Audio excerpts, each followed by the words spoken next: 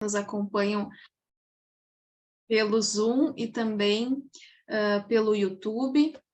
É uma alegria estarmos mais uma vez aqui. Ontem já tivemos uma live maravilhosa com a presença do Padre Mário de França Miranda, com a Francilaide, nossa presidenta da SBTS.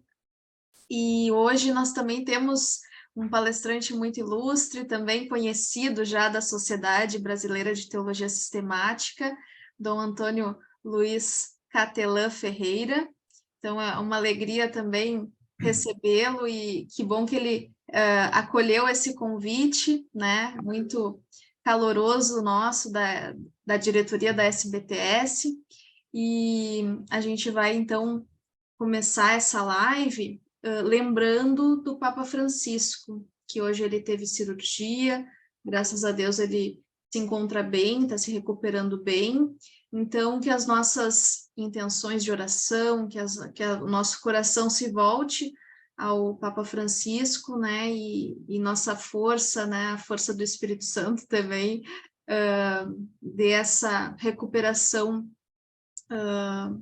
muito pronta, né, muito que ele se recupere logo. Então,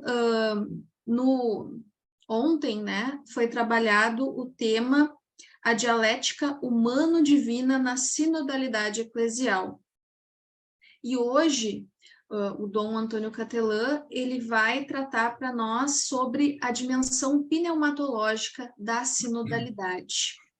Para quem não conhece o Dom Luiz Catelã, Dom Antônio Catelã, ele é bispo auxiliar da Arquidiocese do Rio de Janeiro, doutor em teologia dogmática pela Pontifícia Universidade Gregoriana de Roma e atualmente é membro da Comissão Teológica Internacional, participou da elaboração do documento dessa comissão sobre a sinodalidade, também é membro do grupo de peritos da Comissão para a Doutrina da Fé da Conferência Nacional dos Bispos do Brasil, também do grupo de peritos do CELAM. Então, né, só com esse breve currículo dá para perceber que riqueza que vai ser essa live hoje. Entre outras coisas, ele também foi secretário da Sociedade Brasileira de Teologia Sistemática e fez parte desse núcleo formador, dos 5 primeiros que criaram a SBTS. Também é membro da Sociedade Ratzinger Brasil. Então, tem experiências na área de teologia, com ênfase em teologia sistemática, atuando principalmente nos temas eclesiologia, eucaristia, magistério, Concílio Vaticano II e teologia sacramental. Então, a palavra é sua, Dom Antônio, seja muito bem-vindo, é uma alegria tê-lo conosco. Boa noite. Boa noite. Muito obrigado, Aline, pelas palavras tão gentis e acolhedoras. Francilaide, a nossa presidente, também uma saudação muito cordial, colega de departamento, e fazemos tantas atividades juntas, sobretudo em bancas, não é? Bancas de seleção, bancas de defesa. Hoje mesmo eu mandei e-mail para o departamento chamando você para outra banca, viu? Aos demais, Padre Evaristo, Padre Anderson, Mário de França, Miranda, que está entrando, só para me envergonhar de me escutar, e os colegas que já foram também alunos meus, Luiz Elmo, Manuel, e Fátima, e outros que estão nos acompanhando pelo YouTube, e que certamente eu não vejo aqui na telinha onde está sendo gerada a imagem, mas eu saúdo de todo o coração. Como o Mário de França e eu escolhemos temas sem conversar entre nós, é muito possível que haja sobreposições e convergências, espero, mais convergências do que divergências. Embora sempre se pode ter alguma divergência, que a teologia, desde o nascimento, ela é plural, né? Quando foi se definir o cânon bíblico do Novo Testamento, que era, na verdade, a lista dos livros que podiam ser lidos na Sagrada Liturgia, ao invés de escolher um evangelho só, por exemplo, o de Mateus, que era maior e parecia mais completo, se escolheram 4, com ênfases tão diferentes entre si. E depois ainda tem a teologia paulina, e desde o começo, a teologia dentro do cristianismo, ela cumpre a sua missão de modo plural nas acentuações, mas muito unida naquilo que é o coração do Evangelho, como diz Papa Francisco, aquilo que é o núcleo fundamental. Então, se houver alguma divergência, eu me sinto desculpado por conta disso e não vou sentir como falta de respeito pelo professor Mário, que foi, inclusive, meu supervisor de pós-doc na PUC-Rio, quando eu tive a alegria de fazer isso, de ser aluno aqui na PUC-Rio. Mário, sua imagem apareceu agora, para minha alegria. Bem, eu escolhi tratar do caráter pneumatológico da sinodalidade, porque, de acordo com os que mais estudam o pensamento de Francisco e fazem o comentário teológico do seu magistério, há uma convicção de que o elemento pneumatológico ocupa um lugar muito central no pensamento dele. A Evangelii Gaudium, que é o documento programático e é o documento fundamental, é o nascedouro de todos os outros documentos e prolusões, e catequeses e audiências e variadas formas de documento e de ações magisteriais de Papa Francisco.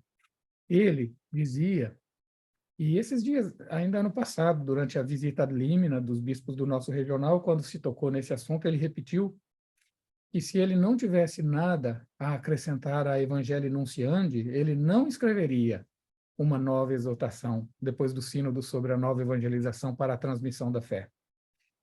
Ele não escreveria. Ele simplesmente faria um prefácio e reeditaria o texto de São Paulo VI, ele dizia. Mas o fato é que ele publicou, então significa que tem alguns elementos novos na continuidade e no aprofundamento, evidentemente.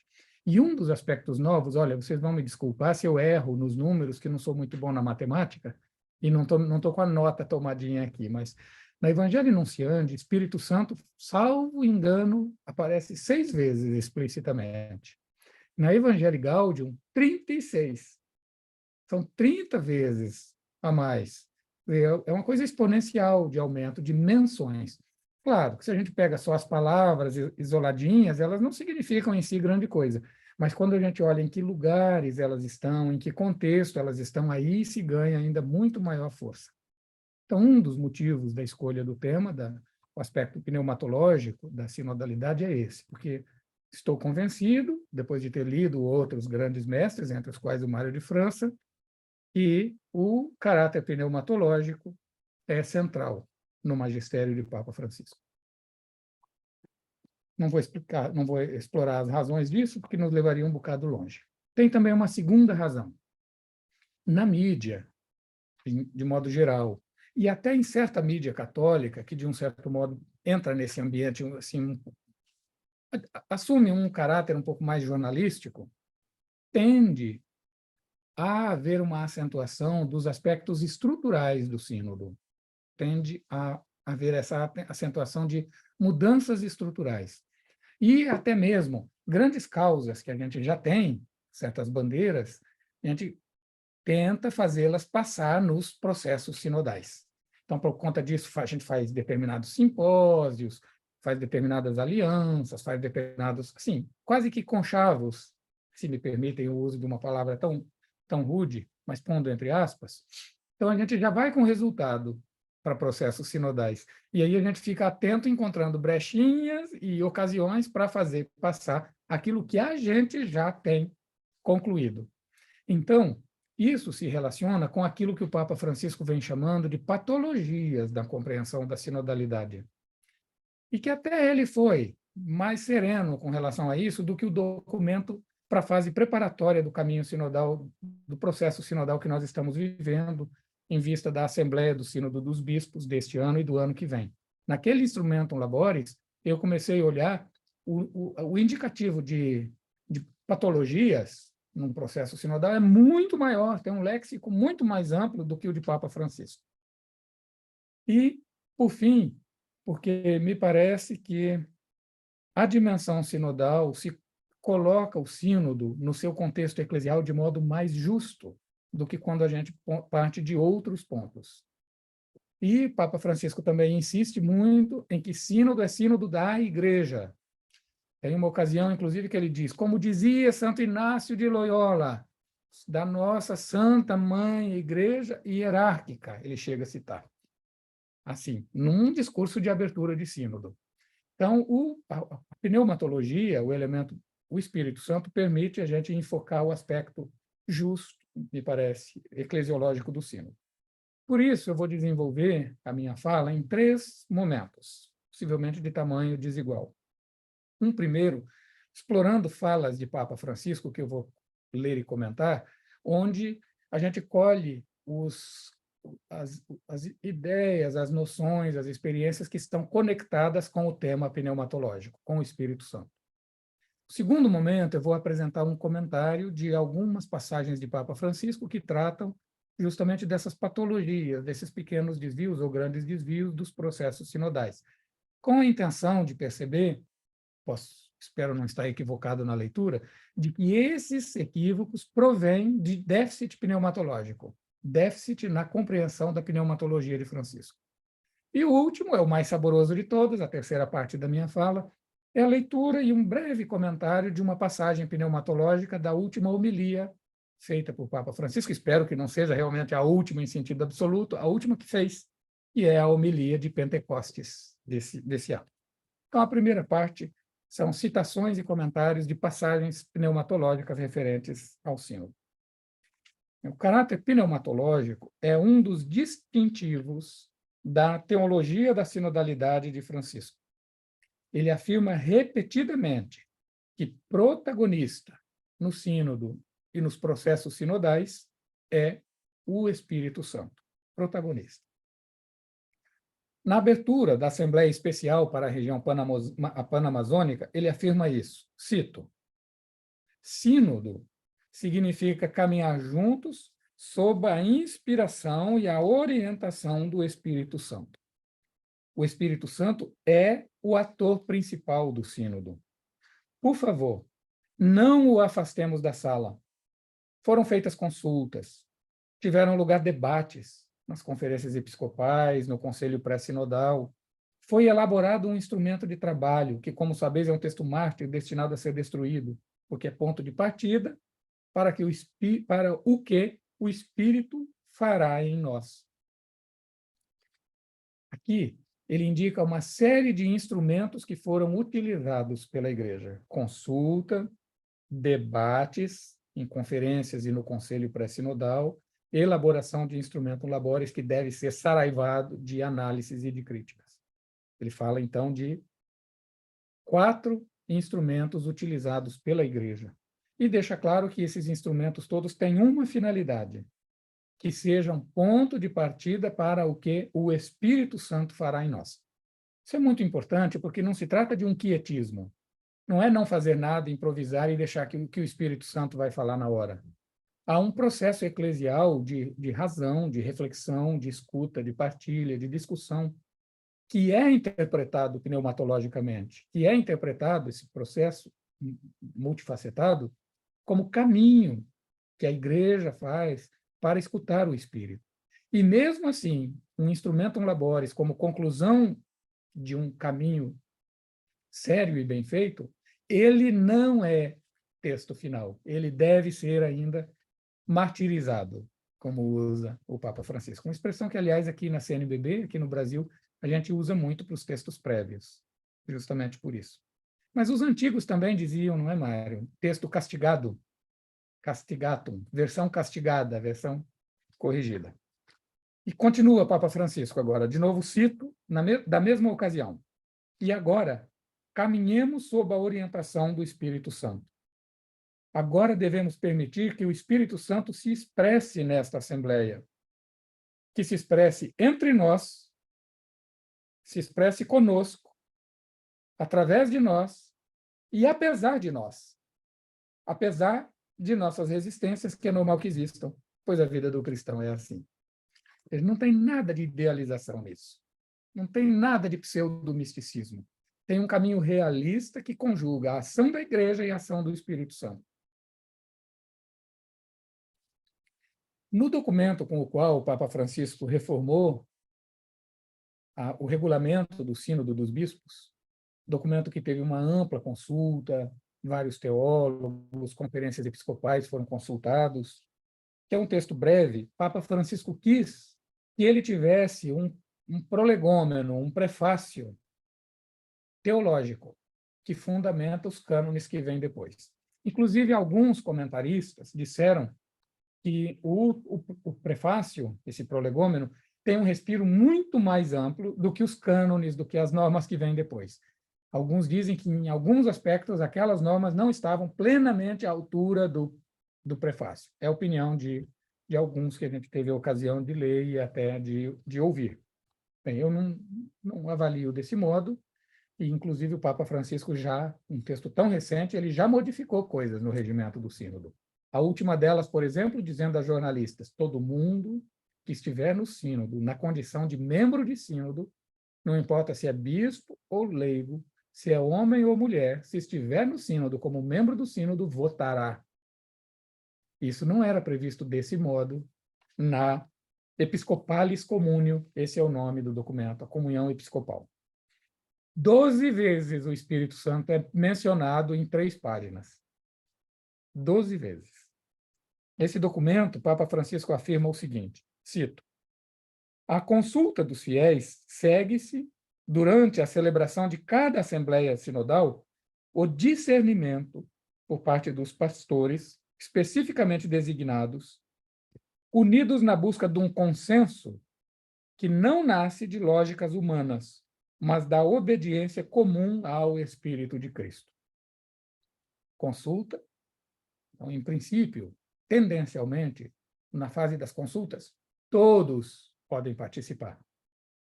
Depois, nas etapas seguintes, aqueles que são chamados à Assembleia Sinodal, alguns.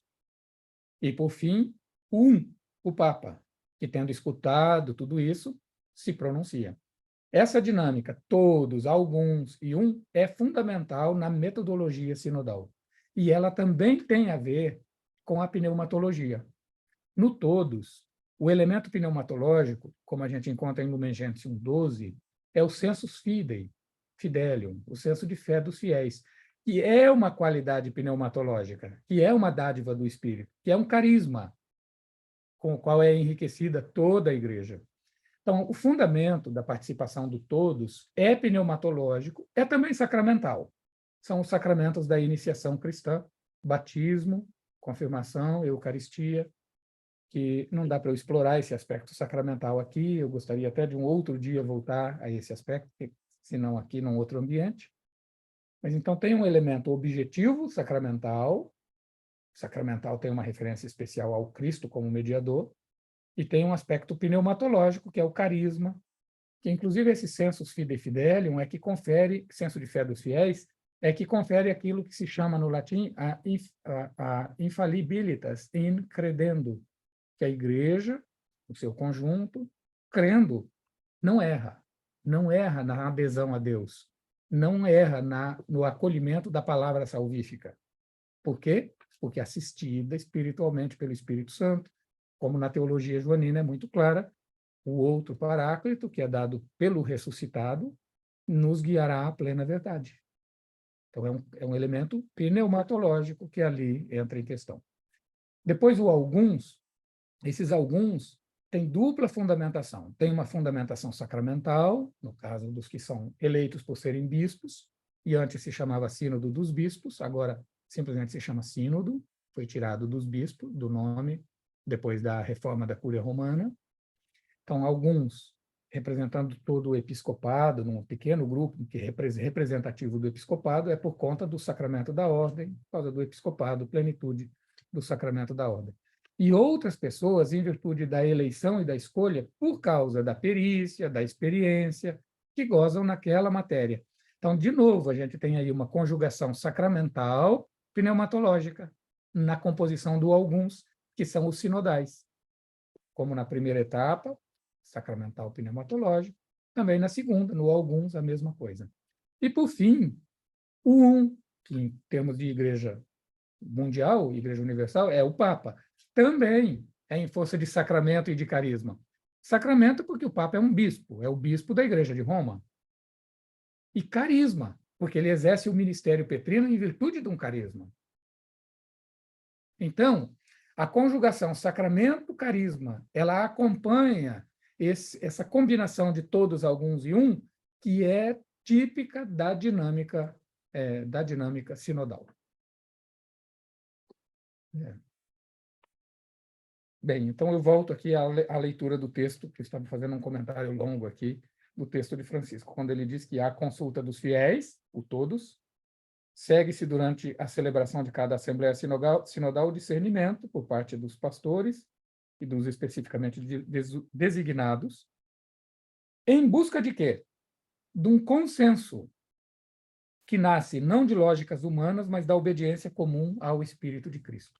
Aqui, o consenso, que não nasce de lógicas humanas, quando nasce de lógicas humanas, é a patologia parlamentarista, que em si, parlamentarismo não é nenhuma patologia como forma de governo na sociedade. É até uma forma bastante evoluída de governo da sociedade. A aplicação da lógica político-parlamentar a processos eclesiais é que se configura como desvio. Por quê? Porque no parlamento é natural que os acordos sejam feitos, o toma lá, dá cá. Um partido fecha com outro para votar determinada questão, negociando que depois, na próxima questão, que é de interesse da ideologia partidária, os outros votarão com eles. É assim que a regra política acontece. Faz parte da política, faz parte do processo político normal isso aí. Mas na igreja isso não pode ser assim. Se nascesse de lógicas humanas, seria isso, mas não, nasce da obediência comum ao Espírito de Cristo. Aqui, então, a gente já vê que o antídoto às patologias, que eu vou comentar no segundo bloco da fala, se o tempo me permitir, porque eu fico esticando demais as coisas, é justamente o déficit pneumatológico. Quando há um déficit pneumatológico, a gente lança a mão das lógicas humanas para encontrar consenso. Agora, o consenso em matéria eclesial, eclesiológica, em matéria de fé, não vem de uma simples soma de votos, não vem da constituição de uma simples maioria. Ele tem uma qualificação pneumatológica pelo seguinte.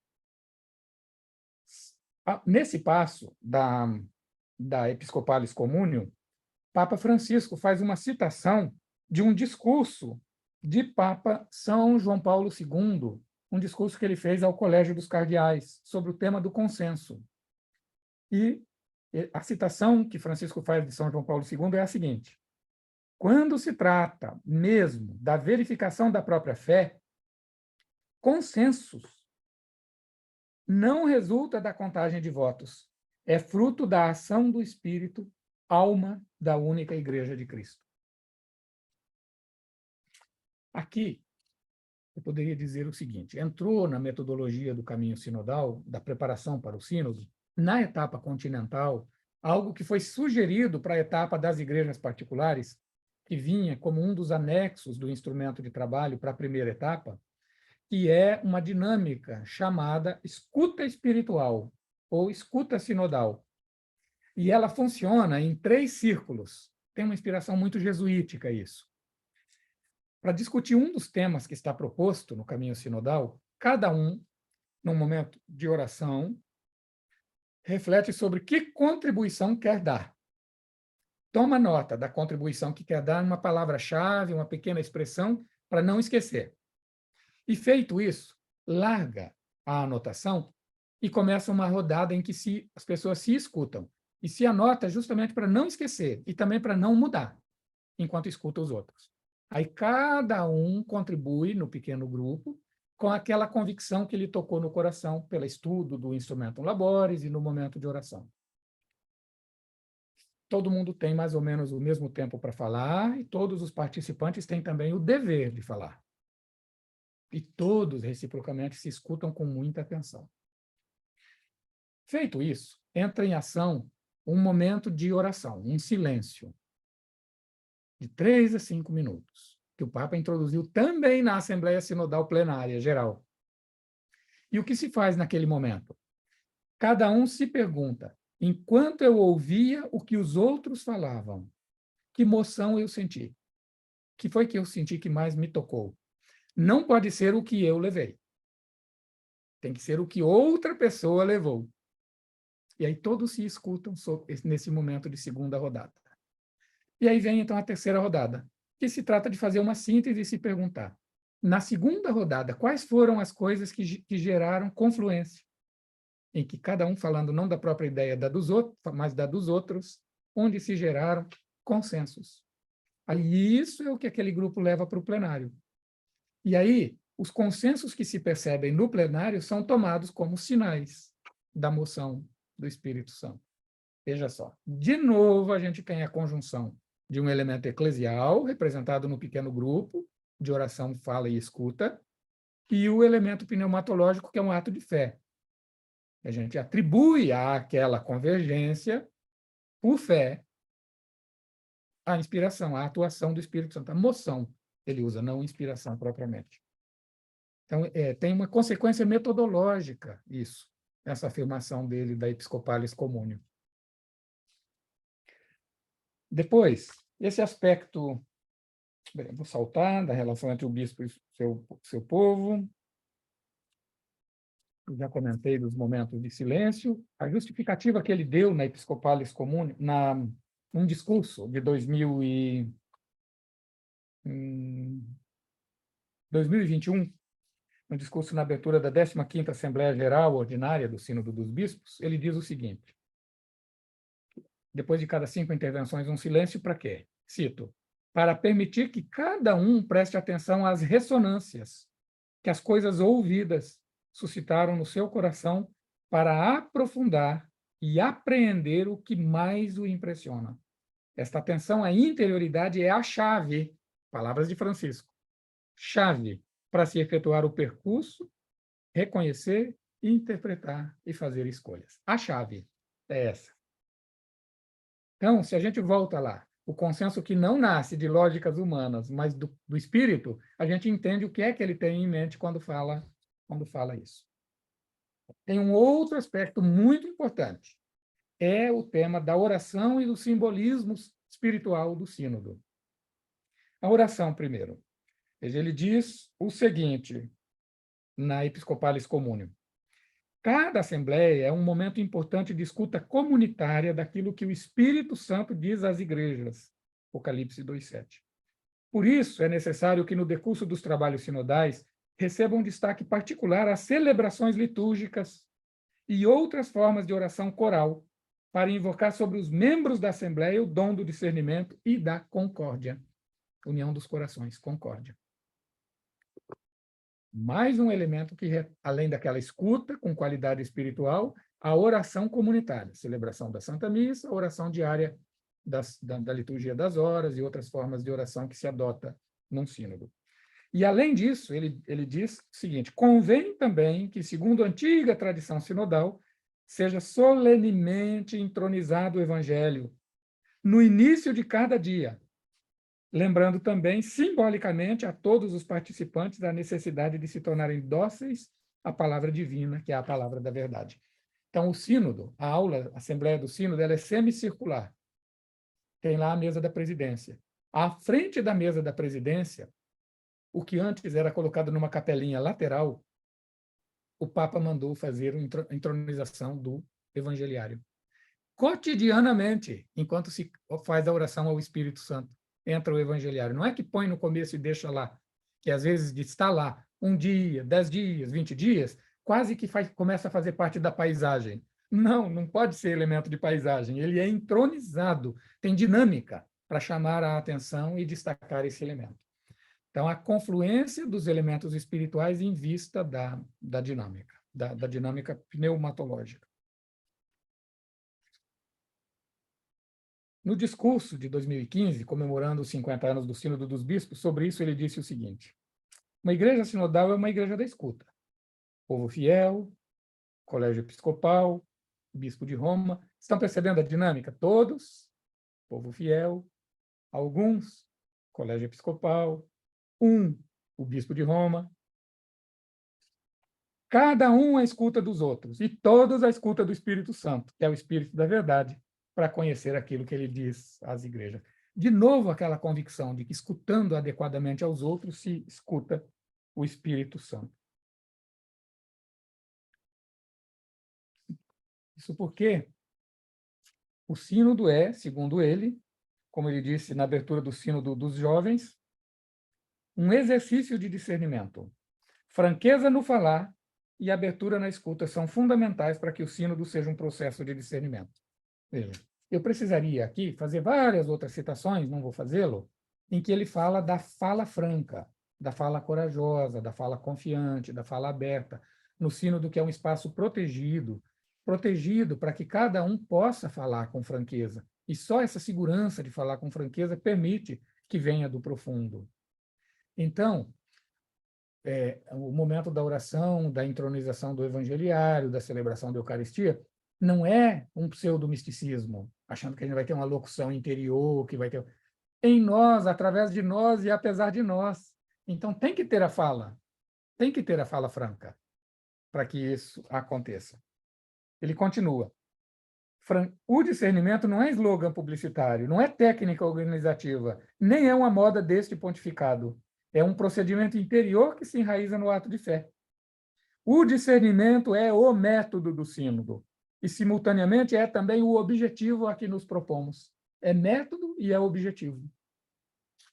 Baseia-se na convicção, sempre citando Francisco, de que Deus atua na história do mundo, nos acontecimentos da vida, nas pessoas que encontro e que me falam. Por isso, somos chamados a colocar-nos à escuta daquilo que nos sugere o Espírito, segundo modalidades e direções muitas vezes imprevisíveis. Discernimento precisa de espaços e tempos próprios.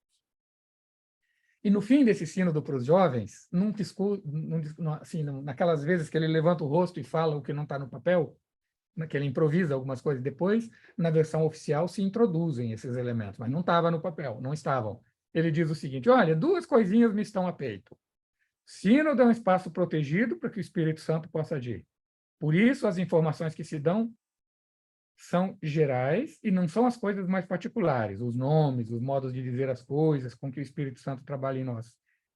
E este foi um espaço protegido, não esqueçamos isso. Foi o Espírito quem trabalhou aqui. Ou seja, não saiam do sínodo e saiam correndo contar coisa a modo de fofoqueiro.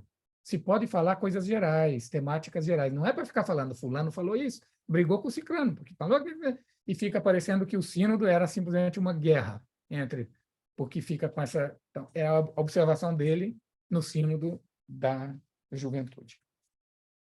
Bem, no tempo é impiedoso, né? Tempus fugit, et nos cum ille, e nós passamos com ele. Então, eu já tinha dito dos equívocos, vou passar bem rápido nisso, que eu acho que a fundamentação pneumatológica já nos deu a pista para a compreensão disso, mas veja só. Na abertura do sínodo para a região panamazônica, viemos para contemplar, para compreender e para servir os povos. E fazemo-lo percorrendo um caminho sinodal, fazemo-lo em sínodo, não em mesa redonda de debate, não em conferências ou outros tipos de debate, fazemo-lo em sínodo, porque um sínodo não é um parlamento, não é uma sala de visitas, não é uma demonstração de quem tem mais poder nos meios de comunicação, de quem tem mais poder na rede, para impor qualquer ideia ou qualquer plano. Isso configuraria uma igreja ou sensacionalista, muito distante da nossa Santa Mãe Igreja Católica, ou, como Santo Inácio gostava de dizer, a nossa Santa Mãe Igreja Hierárquica.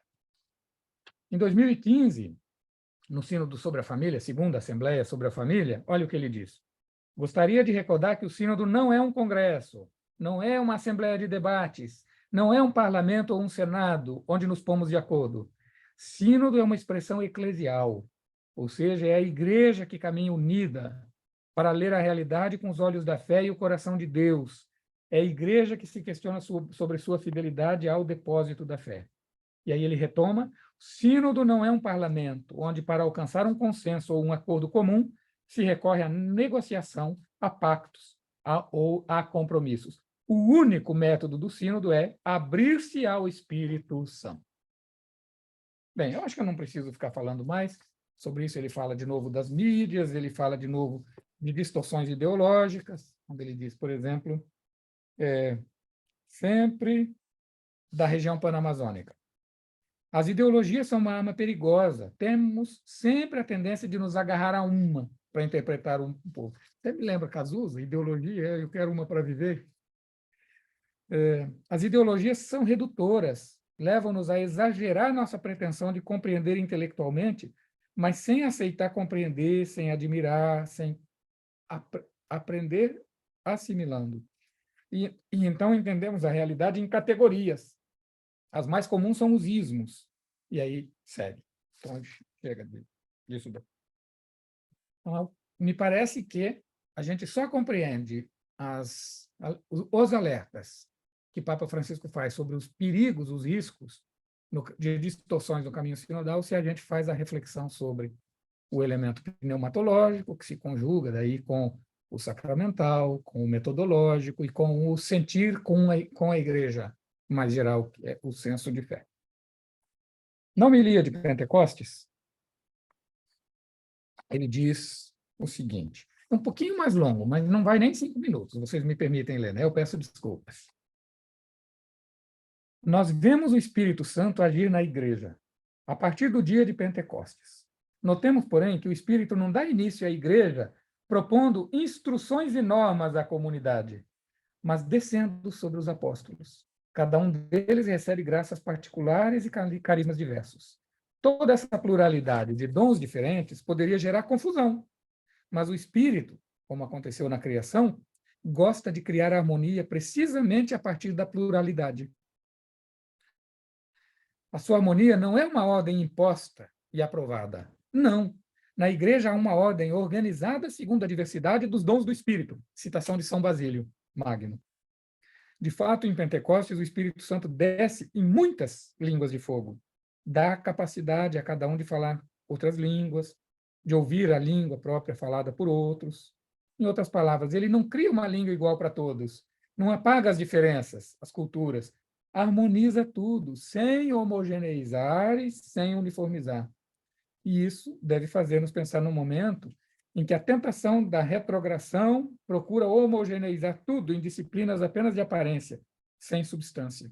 Detenhamos-nos neste aspecto, isto é, no fato do Espírito não iniciar um projeto estruturado, como nós teríamos feito, nós que muitas vezes nos prendemos a programas. Não, ele começa repartindo dons de forma gratuita e superabundante. Bem, segue, eu salto o restante do comentário, e daí ele diz o seguinte: e o sínodo em curso é e deve ser um caminho segundo o Espírito, não um parlamento para reclamar direitos e exigências à maneira das agências de trabalho, das agendas de trabalho no mundo, nem ocasião de se deixar levar ao sabor de qualquer vento. Sínodo é uma oportunidade para ser dóceis ao sopro do Espírito. Basta. Acho que assim fica devidamente justificada a importância de nós termos dedicado essa noite à reflexão sobre o caráter pneumatológico do sínodo. Eu nem olhei o tempo direitinho, mas eu termino por aqui, Francilaide. Muito obrigado. Muito obrigado, Aline. Obrigada, Dom Antônio Catelã. Foi bem instigante esse recorte, esses aspectos que tu trouxe. Eu gostaria de começar as perguntas, já tem uma do YouTube, mas antes trazer uma pergunta que está no início do documento preparatório. Na verdade, são duas perguntas. Já se passou, né, algumas etapas desse processo, e essa pergunta ela é bem atual, né? Como se, na sua visão, na sua experiência, nos seus estudos, como o senhor vê que está sendo realizado hoje, aos diversos níveis, tanto local como universal, aquele caminhar juntos que permite à Igreja anunciar o Evangelho em conformidade com a missão que lhe foi confiada? E que passos o Espírito nos convida a dar para crescer como Igreja sinodal? Esse é um outro aspecto que poderia também ter sido destacado adequadamente na minha fala pneumatológica, que é o elemento missionário. A Ad Gentes, o documento do concílio sobre a missão, no número 2, ele diz que a igreja peregrina, por sua essência, por sua natureza, melhor dizendo, é missionária. Natura sua, missionária é esta. Então, se o sínodo é eclesial e se o sínodo é pneumatológico, é para a missão.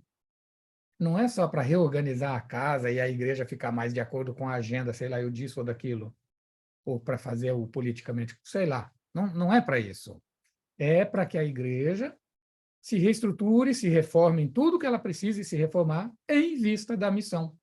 Aqui no Rio de Janeiro, o Papa Francisco disse que o que renova a igreja não é fazer projeto, O que renova a igreja é sair em missão. É isso que nos faz ver o que são estruturas caducas, que não colaboram na missão, e o que são coisas novas que nós precisamos organizar a serviço da missão e dos seus desafios atuais. O que renova a igreja, o que reforma a igreja é a missão, não somos nós teólogos e nem nossos planos de pastoral feitos, às vezes, tudo muito certinho, porque os verbos têm que terminar em ar, não pode terminar em não sei o quê, porque não sei o quê, e a gente se prende, às vezes, numa metodologia que... Então, caminhar juntos em vista da missão é a finalidade mesma para a qual o Espírito Santo nos impulsiona. O Espírito desceu, deu os seus dons, seus carismas, e permitiu aquela fala, falar na própria língua e ser entendido pelos outros que não sabiam aquela língua. Os santos padres interpretavam isso como a língua da caridade. Mas é para quê? Justamente aquele número de povos que estavam em Jerusalém, partos, medos, elamitas, bebê, bababá, aquelas listas, são o quê? Por causa da festa de Pentecostes, que era justamente a festa de apresentar os primeiros frutos da colheita. Os primeiros frutos da colheita de todas as nações, indicando a universalidade da missão da igreja Então, esse elemento missionário que você trouxe, Aline, é fundamental e precisa ser devidamente destacado. Agora, que passos concretos dar para isso faz parte das perguntas contextualizadas. É cada igreja particular que devia responder isso. Então, eu acho que não há uma resposta geral, há apenas elementos gerais, como esse, da docilidade, da fala franca, honesta, do abrir mão de fazer conchavos e processos humanos para obter resultados, de saber se mortificar nas próprias tendências ideológicas, teológicas, ou das conclusões que a gente já queria que o ensino do tipo tirasse, a gente saber se mortificar nisso, dizer isso com franqueza, mas aceitar que a direção seja outra, se for. Esses são, acho que, elementos gerais, mas aí como é que isso se faz em cada lugar? Olha, Aline, como resultado da escuta sinodal aqui na Arquidiocese do Rio de Janeiro, nós enviamos as respostas como tinha que ser, e aí retomamos as respostas na comissão pastoral da Arquidiocese e também na reunião onde participam os bispos auxiliares e os vigários episcopais, dos vários vicariatos territoriais e não territoriais, retomando uma por uma das respostas às perguntas. E aí foi amadurecendo a convicção, tanto na comissão pastoral, conselho pastoral, quanto no conselho de governo, que o tema fundamental para nós no Rio de Janeiro era missão. Era como a igreja pode estar presente em todos os lugares, junto a todas as pessoas, para testemunhar o amor de Deus às pessoas de modo gratuito e acolhedor. E isso nos levou à decisão que Dom Orani tomou de convocar um sínodo arquidiocesano só sobre o tema da missão, como consequência da escuta sinodal feita pela arquidiocese. Começa amanhã o sínodo, vai durar 2 anos. Começa amanhã e termina dia 8 de junho de 2025, na festa de Pentecostes de 25, termina. Então, eu diria que esses passos eles precisam ser discernidos localmente, e depois a gente vai ter que escutar o que vai vir da conclusão desse processo junto ao sucessor de Pedro. Uhum.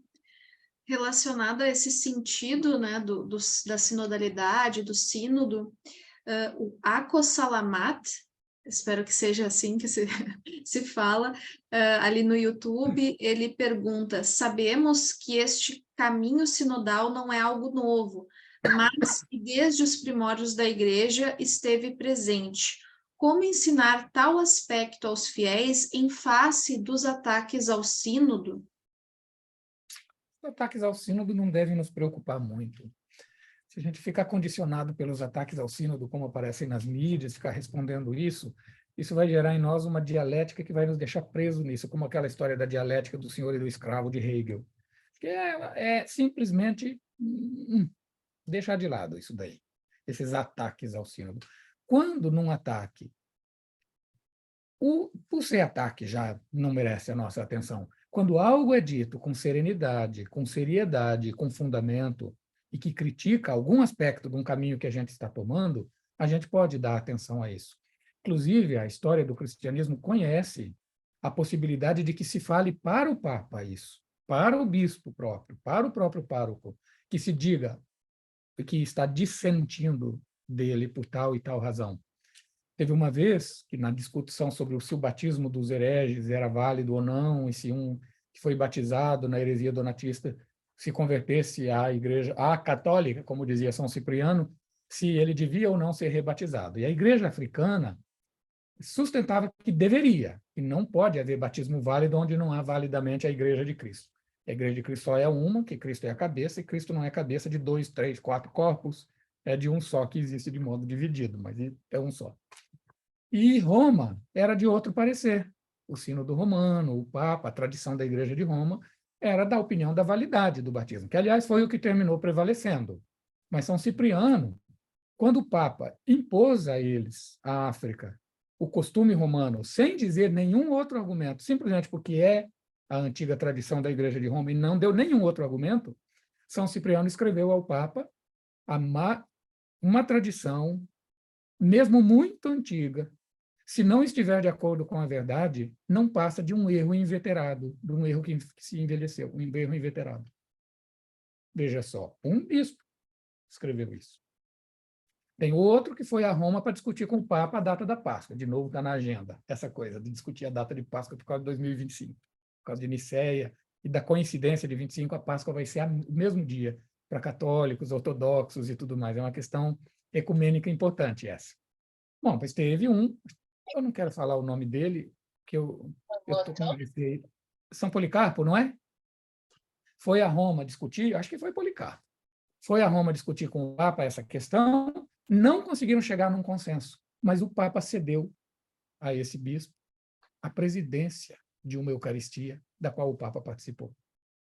Estamos em comunhão, mesmo que ainda não coincidindo em todos os aspectos.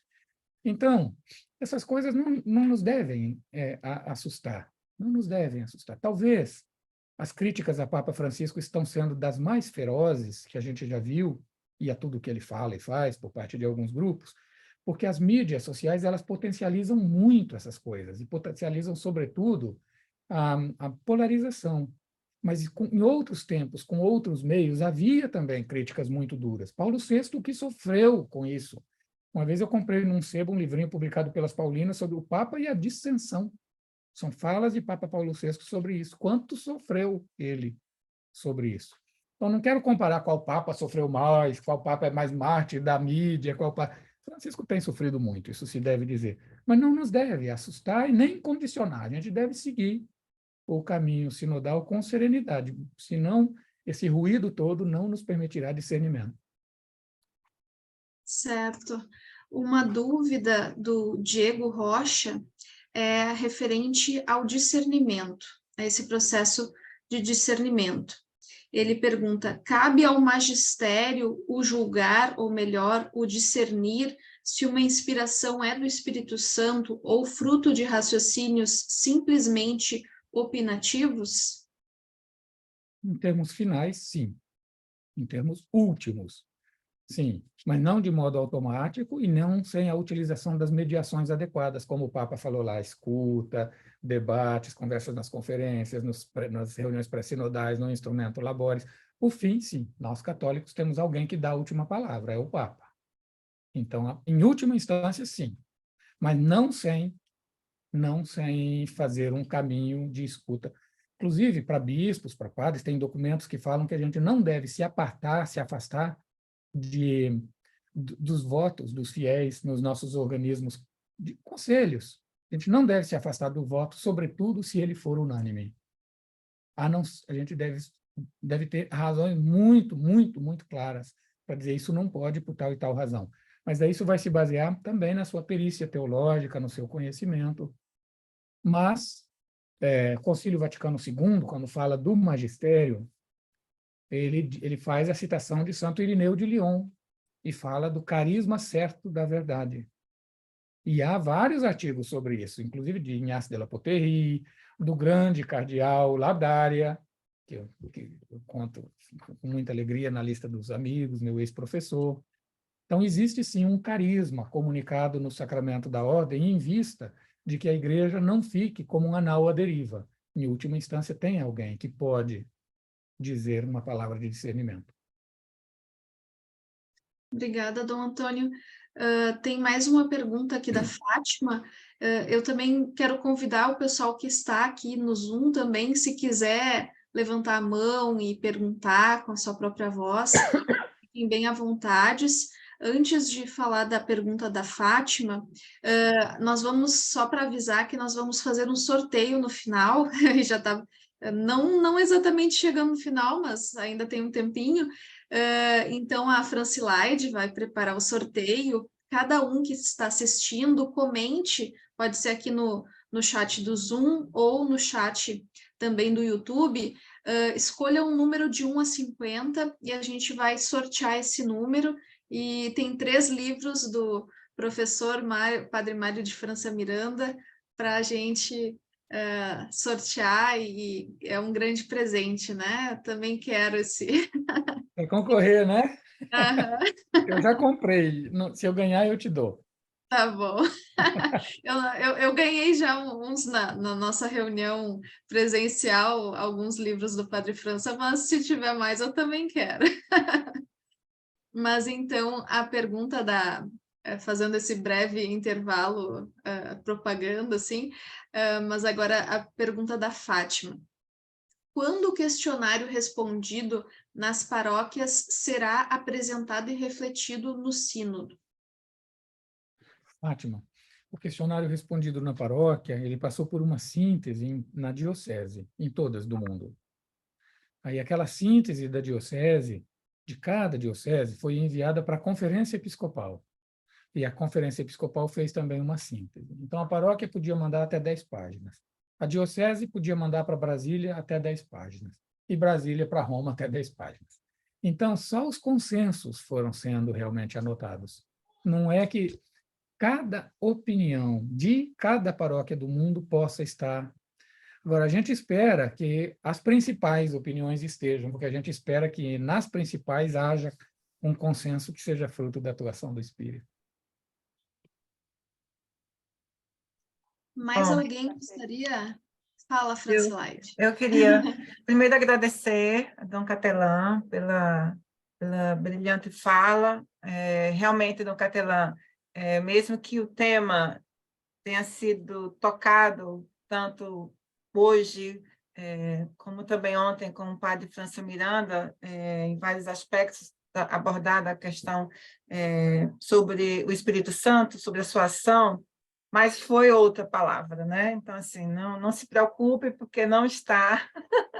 O Espírito Santo agiu, né? Agiu, e a gente tem 2 textos, 2 falas que se complementam e muito nos ajudam, né? Nós temos um público diverso, tanto ontem como hoje, de alunos da graduação, da pós-graduação, pessoas de comunidade que estão aqui, né, de paróquias participando. Então, é um ambiente muito enriquecedor, né, de grande aprendizagem.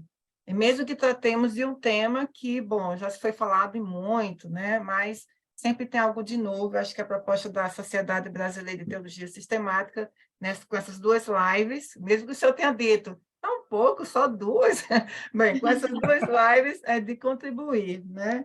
Então, uma coisa que eu queria lhe falar, só para ouvir mais sobre isso, né?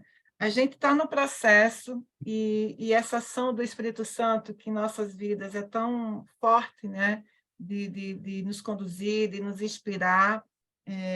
O que o senhor diz sobre essa preparação? A gente viu aqui que o ambiente, todo o ambiente é preparado, né? Nada é posto assim para fazer de conta ou para dizer está lá. Tudo é preparado para que haja esse mover, né? Essa ação do Espírito na vida de todo mundo, de todos os participantes, e também essa abertura, essa sinceridade, para a gente perceber o quanto o Espírito espera de nós, né? Assim, nessa sinceridade de fala, essa coragem de se colocar também diante dos outros, dos demais, né, das reflexões, dessa abertura ao Espírito. A minha questão é a seguinte: o que o senhor tem a dizer? A gente falou do momento, né? O que o senhor tem a dizer das nossas comunidades, que, bem, já se prepararam, já fizeram, já responderam essas questões, e 10 páginas no Catelã, realmente, né? É o sumo do sumo do sumo, né? É o que o Espírito Santo o que que ele quer, né? E para essa comunidade, para essa igreja, né? Então, é muito reflexivo, né? Então, a minha pergunta, mais uma vez, desculpa, estou alongando demais na minha fala, mas a pergunta é, o que que você tem a dizer para as nossas comunidades, nós que estamos aqui presentes, né, em nossas comunidades, essa ação do Espírito, né, que não pode ter sido um momento, um evento para a comunidade, né, mas deve permear as nossas vidas. E o que significa essa ação do Espírito em nossas vidas, nas nossas comunidades, e em viver aqui, veja que bonito o senhor falou, né, sobre a Arquidiocese do Rio, diante né, dessa reflexão, pensarem no sino para cá, para viver, para se escutar, escutar uns aos outros. Então, nós estamos em processo, né, de escuta, né, no Rio, que belo isso. Então, o que o senhor tem a dizer nesse sentido, para cada um em nossas comunidades, essa abertura ao Espírito e viver viver a sinodalidade, né? É isso. Obrigada mais uma vez. Obrigado, eu. O Papa Francisco está fazendo uma série de catequeses nas audiências gerais das quartas-feiras sobre a evangelização. E depois, no começo, ele ter dado alguns elementos que são fundamentais para entender a missão, a evangelização, ele começou a fazer uma sequência de comentários de exemplos de grandes figuras de evangelizadores. A de hoje, um pouquinho Santa antes de ir para a Teresinha. Clínica Gemelli, Santa Teresinha do Menino Jesus, que eu quero tão bem, está ali até, ó, me espiando o tempo todo. Então, ele apresentando isso, que para ele a missão, a gente às vezes complica tanta coisa, mas para ele missão é transbordamento. É a experiência do encontro com Cristo e como é que em Cristo a gente encontra sentido para a vida pessoal, familiar, e a gente está convencido de que com ele, inclusive, a sociedade pode ser muito, muito melhor. E isso é que leva a evangelizar. Se qualquer outra motivação é proselitismo. A única motivação válida para a missão é partilhar a alegria de um encontro, de uma amizade que torna a nossa vida muito... Isso é, na Evangelii Gaudium, isso se repete de modos diferentes muitas vezes. É o Papa que mais falou claramente da centralidade do querigma, o coração do Evangelho. E então, a missão não é resultado de planejamento, é transbordamento. Então, acho que a atenção a isso, a cultivar adequadamente, como você disse, cuidar dos nossos ambientes de oração, de celebração, de estudo e oração com a palavra de Deus, da piedade popular. Quanto mais a gente crescer na experiência da autenticidade cristã, mais o transbordamento vai acontecer não por planejamento. Olha, tem uma paróquia no Complexo do Alemão que está na parte do meu vicariato, que é o vicariato suburbano. É a paróquia de São José, são 5 comunidades. Cada comunidade tem relativa autonomia lá, para suas organizações litúrgicas, catequéticas, até porque não dá para centralizar muito. Lá corre-se bastante risco de se ficar muito no para lá e para cá. Mas eles têm uma prática missionária consolidada que eu fiquei encantado de ver, porque teve um domingo que a missa que eu tinha de manhã foi dispensada, e eu ia lá no Alemão, à tarde, celebrar uma missa de encerramento de uma ação missionária. Como me dispensaram da missa de manhã, eu fui para lá logo cedo. E pude... Olha, o jeito que eles, naquele lugar cheio de escadinha, cheio de bequinho, cheio de coisa, e que não pode ficar batendo na porta das pessoas para fazer nada, eles saem de uma capela, de uma igreja, depois de rezar e celebrar, saem pela rua cantando. Aí, quando tem um bequinho um pouquinho mais largo, ali para e faz um pouco de uma oração com um salmo, com a página da Bíblia, canta e avisa, com a caixa de som, avisa que estão ali e que se alguém quiser que entre em casa para dar uma palavra, para fazer uma oração, para aspergir com a água benta que eles levam, que eles estão ali para isso. E vão, e vão, e vão. E é assim. Não vão de 2 em 2, que seria perigoso demais. Vão tudo junto. Um grupo de 60, 70 pessoas e vão. E, no fim do dia, almoçam, e depois do almoço dá uma pausa de descanso, e depois tem uma missa de encerramento para a qual eles chamam outras pessoas. Depois dessa missa de encerramento, teve um rapaz que era o que estava cuidando de uma das entradas. Ele estava com uma metralhadora, ele tinha 2 pistolas. Quando eu acabei a missa, que nessas missas a gente vai com todos os aparelhos pontificais, com tudo que a gente usa na catedral, numa igreja de Zona Sul, do que for, a gente vai para lá. Só acrescentei um chapéu de palha para não me queimar demais. Acabada a missa, e com todo o paramento da missa pontifical que eles quiseram fazer lá, com incenso, com tudo. Esse rapaz estava lá sentado, que eu tinha que passar meio do lado dele para ir para a igreja, porque a missa foi campal, tinha que ir para a igreja para tirar os paramentos, ele me fez sinal. Aí eu fui, e ele queria me contar uma pequena história e me pedir uma oração. Olha, eu não sei se alguma outra pessoa naquele dia foi tocada pela ação missionária daquele dia, mas só essa pessoa já valia a ação missionária de 1 ano para mim. Então, eu acho que para as nossas comunidades, o que a gente tem que ter é pôr a mão na massa. Pôr a mão na massa. Não temos que esperar. Não tem que esperar. E não tem que padronizar o jeito de fazer missão, o jeito de ir ao encontro das pessoas. Não tem que fazer isso. Tem que ter claro que missão é partilha da fé e da alegria e é o oferecimento da possibilidade que as pessoas também entrem no conhecimento de Jesus e façam parte da nossa fraternidade. Um oferecimento gratuito. E pronto. Acho que é isso. Aqui não foi tanto teólogo que falou, né, Fran? Foi alguém que vive, está lá, com o pé no chão. Mas Alguém que acho gosta de que pastoral também. é a experiência do Espírito. Muito obrigada, Dom Catelã, porque é ver e se mover, né, as pessoas, as lideranças nas comunidades, perceberem também protagonistas, né, porque elas estão abertas ao Espírito, ele comunica, e ele dá essa criatividade, né, pensar nisso, como fazer aqui, e se cria uma coisa nova, né? Isso é muito lindo, né, essa ação, meu Deus. Muito obrigada. A sua experiência está sendo muito bonita lá, né, Padre Dom Catelã? Tá, sim. Enriquecedora. Comunidades que vivem. Amanhã eu vou celebrar de manhã uma missa de Corpus Christi, num lugar que hoje de manhã teve tiroteio. É assim, eles A vivem lá. incerteza, vai haver, não vai haver, como é que vai ser, né? Sempre na incerteza, né? É lá que eles vivem, né? É lá que está aquela comunidade, que está aquele padre, é lá. E eu vou ter a honra de ir lá com eles, é um privilégio de ir lá com eles. Mais É o alguém Rio... gostaria... Ah, desculpa. Não, Gostaria é o Rio Desconhecido. Um Rio Sim. Desconhecido. Eu até tenho histórias das poucas vezes que eu fui para o Rio, mas deixa para outra live. Fazer uma live sobre histórias de Rio. Mais alguém gostaria de fazer alguma pergunta? Eu queria provocar o Padre Mário de França Miranda, que está aí escutando, na escuta sinodal.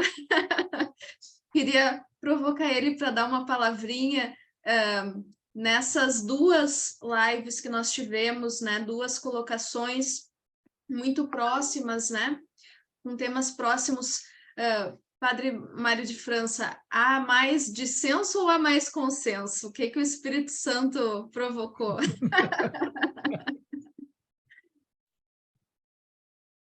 Abre o microfone, por favor, Padre Mário.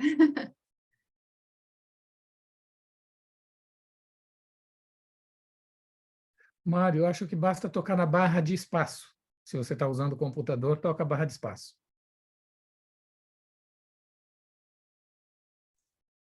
Ainda está fechado o microfone dele. Quem está de host pode conseguir abre para ele. É. O host pode abrir. Não, a gente não abre, não. Você pode pedir para ele abrir o microfone, que daí vai o pedidinho, ele só aceita. Coloca o cursor em cima da imagem dele e vai aparecer. Abriu. Pronto. A modernidade, para mim, está terrível. A minha idade... Bom, eu acho que os dois se complementaram, né?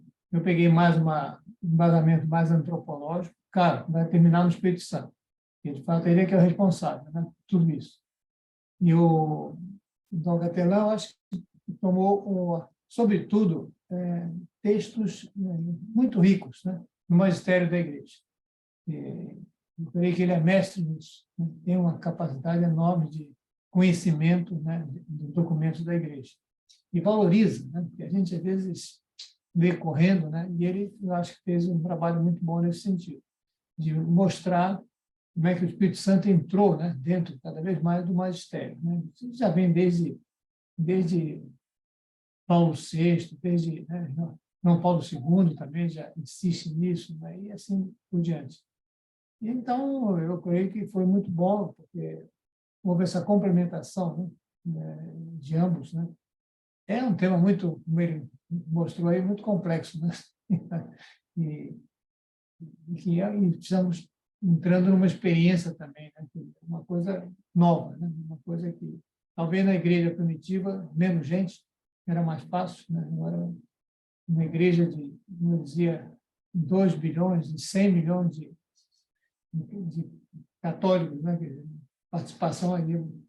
Como ele mostrou muito bem, vai afunilando, né? Começa do mais geral para, realmente, um grupo que representa, né, isso. Eu acho que as duas foram, eu acho, complementares, né?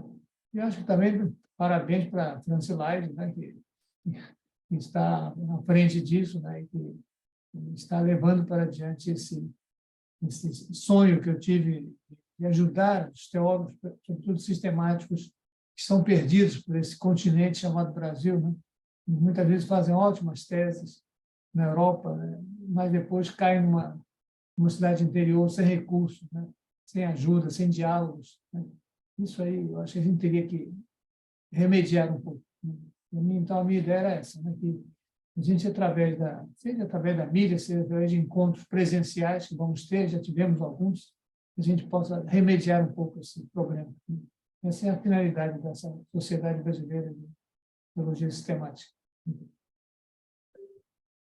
Obrigada, Padre Mário. E agradecemos a dona Capelano ter aceito, né, também nos ajudar. Obrigado, Com Mário. certeza. Você é uma Parabéns. inspiração para nós todos.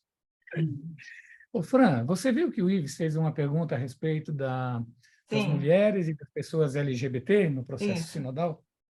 Eu participei da parte Cone Sul da escuta continental. Foi dividido em 4 sessões, porque América Latina, para facilitar e não dar tantos gastos, e mais gente poder participar. Então, eu participei do Cone Sul, em Brasília. E no meu grupo de escuta sinodal, formado por 10 pessoas, havia um rapaz, funcionário público, de uma alta função, num órgão de Brasília, e é LGBT. A participação dele era clara, ele desde o começo se apresentou, ele disse, eu sou LGBT e eu represento aqui um grupo que existe, que se reúne em tal lugar e que busca tal e tal coisa. No momento da nossa apresentação, ele foi assim. Em nenhum momento, na fala dele, eu notei qualquer tipo de reivindicação de tipo ideológico. Não era ideologia LGBT, era uma pessoa LGBT que é católica, que participa na vida eclesial e que está ocupando um determinado espaço ali. Agora, como é que eles discutem os aspectos morais? Aí é coisa lá do grupo deles e que não é questão de se discutir em público isso. Na Assembleia da CNBB deste ano, teve um momento que foi para fazer o relatório desse encontro, dar um feedback para os bispos, como é que foi. Porque só estávamos lá 22 bispos de todo o Cone Sul. Não? Então, do Brasil, nós éramos, acho que 6. Depois tinha 2 que participaram ocasionalmente, vai e vem por causa da proximidade, então 8, mas... E esse tema não apareceu na síntese que foi feita. Aí, na hora da fila do povo, do plenário, fui eu para o microfone para dizer, teve também esse aspecto e foi enfocado desse modo. Então, Yves, eu diria que não é a igreja adotando determinada linguagem ou determinada forma de pensamento ou determinada forma de reivindicação de determinados grupos que isso vai para frente. Mas a igreja precisa também escutar com atenção e, às vezes, até saber abstrair palavras de amargura, de ferimento, de sofrimento que vem junto e que, às vezes, vem carregada de certo rancor, de certa raiva, por conta de experiências sofridas, de experiências passadas. Então, tem que haver, sobretudo por parte dos pastores, essa capacidade de discernimento, usando o dom recebido para isso. Agora, o cuidado é esse, e nesse momento, a igreja não tem tudo claro. Como é que vai fazer tudo? Tem alguns pontos, tem algumas pontos de referência, mas, como diz o Papa Francisco, nós estamos naquilo que está no catecismo nesse momento. Porém, o caminho pastoral, de acolhimento, de escuta, de oração, de celebração com eles, deve prosseguir. Não sabemos as conclusões. Se já soubéssemos, não seria caminho sinodal da igreja. Mas é uma ótima pergunta, eu agradeço que ela tenha aparecido. Verdade. Fechando com chave de ouro, né? Com questões desafiadoras que exigem escuta e sinodalidade. Então, em nome, né? E também a Francilaide, eu vou logo passar a palavra para ela também, mas já agradecer a presença de todos, especialmente do Dom Antônio Catelã, trazendo essas palavras, trazendo essa reflexão tão rica, tão importante, para a gente aprofundar cada vez mais, porque a sinodalidade não é apenas algo passageiro, mas é um modo de ser igreja, e deveria ser o modo de ser igreja, né? Então, muito obrigada por essa reflexão, e como a gente falou, né, foram apenas 2 lives, mas são as primeiras de muitas, então esperamos vocês nas próximas, e agora para ter ainda um presente, né, pelo menos representativo, né, para alguns, então a gente vai sortear, e aí a Francilaide vai conduzir esse sorteio. Você que já colocou aí um número, eu coloquei, agora que eu vi, que eu mandei para o direct para a Francilaide, era para ir para todos. Eu também escolhi um número, então cada um que colocou, agora tchan, tchan, tchan, tchan. Vamos ver o que vai ser sorteado. Como é que vai ser esse sorteio, né? Bom, mas antes de fazer o sorteio, agradecer mais uma vez a Dom Catelã, aproveitar a presença do Padre França Miranda aqui conosco, também agradecer mais uma vez pela noite de ontem. Eu estou, como já foi dito, como presidente da Sociedade Brasileira de Teologia Sistemática. O nosso vice-presidente é o Padre André, que estava conosco ontem, mas não pôde estar conosco hoje.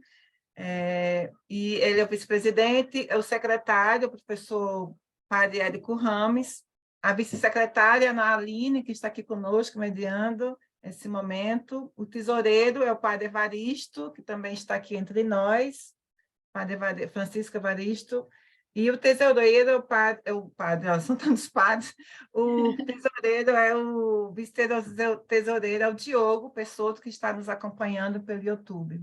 Temos no Conselho Fiscal, que está constituído pelo padre Vitor Galdino, o padre Anderson Monteiro, que está aqui entre nós, pelo Zoom, e o irmão Romildo Henriques, um salesiano de Dom Bosco, que está como membro do Conselho Fiscal. Então, essa é a nossa sociedade que, bom, representativamente ali na diretoria e no Conselho Fiscal, porque todos os associados constituem, né, a Sociedade Brasileira de Teologia Sistemática. Ontem nós apresentamos o nosso site, então todo mundo teve acesso ontem, a gente vai divulgar mais o nosso site, mais um passo dado dentro da sociedade e criando mais um caminho de comunicação e de diálogo com aqueles e aquelas que desejam cada vez mais aprofundar a teologia.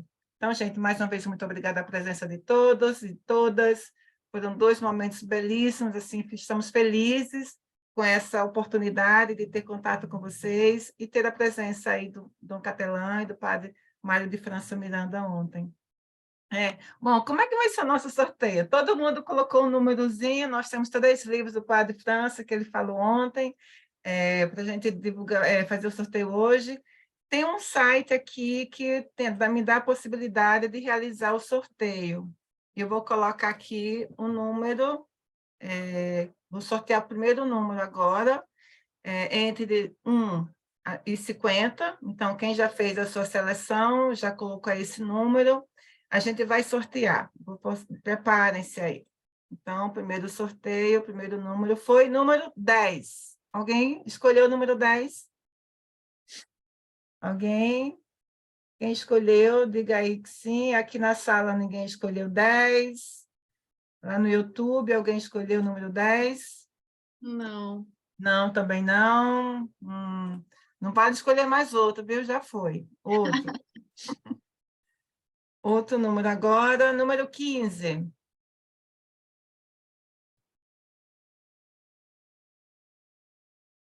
Número 15, a Lucimara Martins, que está lá no YouTube. Lucimara, por favor, a gente vai querer deixar um contato para a gente entrar em contato contigo, para a gente te mandar o livro.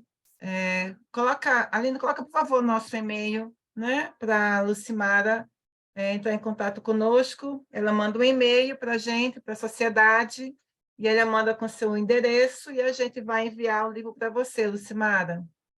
Outro número. Vamos lá, sortear. Número 24. Alguém aqui escolheu 24? Ninguém escolheu aqui no YouTube? Alguém aqui na sala? Também não. 23 saiu aqui, mas 24 ninguém escolheu. Outro número. Número 1. Alguém escolheu o número 1? Anderson, Padre Anderson, aqui na sala, escolheu o número 1. Alguém no YouTube? Não. Então, Padre Anderson. E o Manuel Cruz, no YouTube. Então, nós temos 2 livros aqui, um para o Padre Anderson, um para o Manuel. Manuel, por favor, você pega aí nosso e-mail e manda para a gente o teu contato, tá? Para a gente mandar o livro. Então, nós temos 3 livros sorteados. Um para a Lucimara, outro para o Padre Anderson e outro para o Manuel Cruz. Pronto? Foi nosso sorteio, 3 livros. Parabéns para os sorteados. Colocou lá o endereço do e-mail, Aline, no YouTube? Sim. Colocou, Também pronto. quem quiser mandar e-mail para nós, sbteosistemática@gmail.com. sbteosistemática@gmail.com. Já segue nosso canal. Fazer propaganda agora, afinal. O nosso canal da SBTS, Sociedade Brasileira de Teologia Sistemática, no YouTube. A gente teve algumas dificuldades iniciais, mas as próximas lives serão pelo nosso canal. Isso. Então, já vão se inscrevendo, né, para os próximos. E também as redes sociais, temos Instagram, então procura lá a gente. Sempre temos novidades por ali. Dom Catelã, dê a sua bênção no final da nossa live, por favor. Ótimo. Pronto. Então é isso. Então a gente finaliza, agradecendo mais uma vez a presença e a participação de todos e de todas. Vai ficar gravado, podem divulgar e podem rever novamente a fala, tanto de Dom Catelã quanto do Padre França Miranda. Então é isso. Muito obrigada, Dom Catelã. Como a minha amiga que me explicou que não ia poder, que ia estar ajudando a fazer tapete na paróquia e que ela vai assustar depois. O corretor Com erro de automático... digitação. Não, o corretor automático acertou. Não acertou, não. Eu quero agradecer, viu, de coração pelo convite, a alegria de encontrá-los. Agradecer também as palavras tão gentis do Mário, sempre tão sábio e bondoso como é. Muito obrigado. Vamos então à bênção, conforme o Manuel nos pediu. O Senhor esteja convosco. Ele está no meio de nós. Abençoe-vos, Deus Todo-Poderoso, Pai e Filho e Espírito Santo. Amém. Amém. Coragem sinodal e compromisso missionário. Até mais. Amém. Obrigado. Tchau, professora Francilaide. Tchau, Aline. Tchau, grande abraço. Lino Pinhon, professor Mário Miranda.